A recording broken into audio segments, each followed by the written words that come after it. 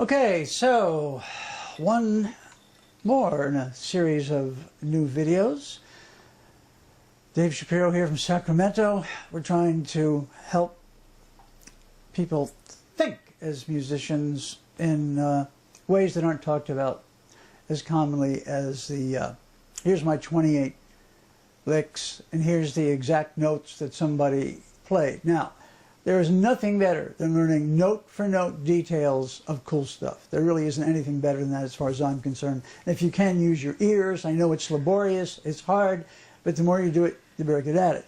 But even if you have to buy a book with transcribed solos or learn it on tutorials, that's great. But you don't need me to do another one of those.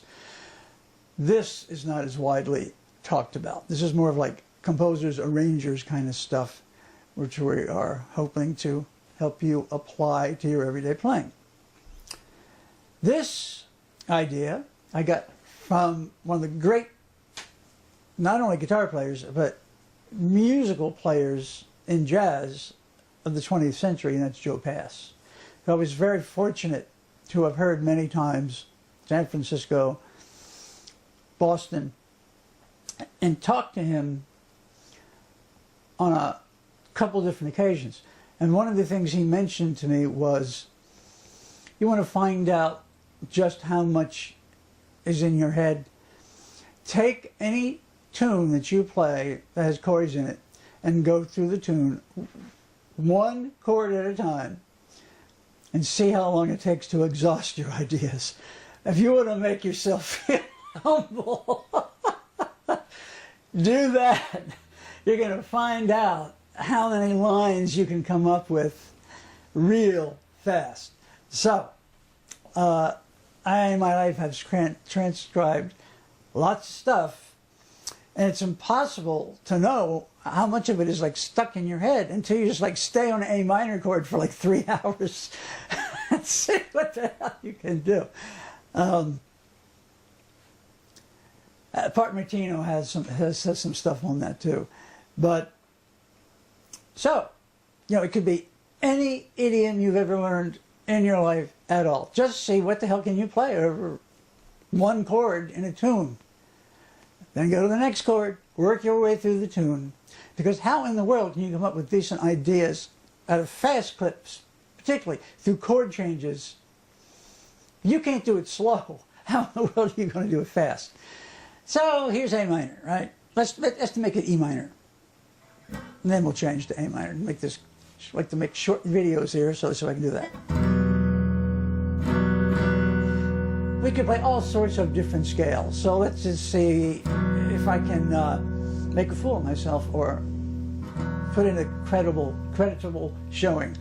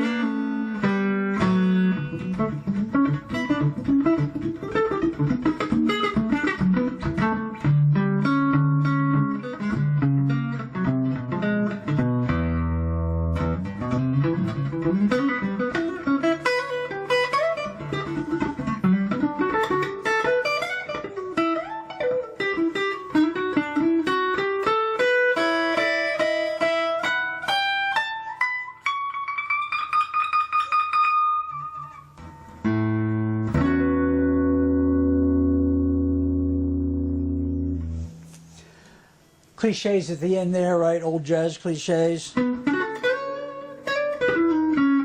Stuff like that. But just trying to trot out a bunch of stuff there. I could have kept going, but see what you can come up with. Just play one chord and try, like, here's what I mean by different scales, right? Probably anyone interested in what I'm saying here probably already knows a decent amount, I would guess, but right? How many E minor scales are there? Same as any other pitch level. Natural minor, Dorian, harmonic minor, Ahava Rabba from klezmer music and Middle Eastern music.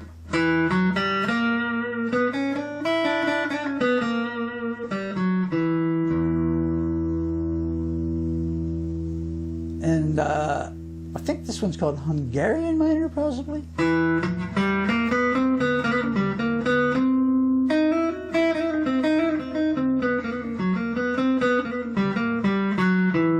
Of course, the minor pentatonic.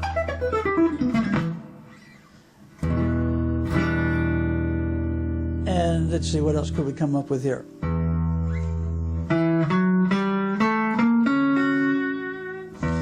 E minor with the F sharp triad superimposed on top of it. It superimposed a D over it.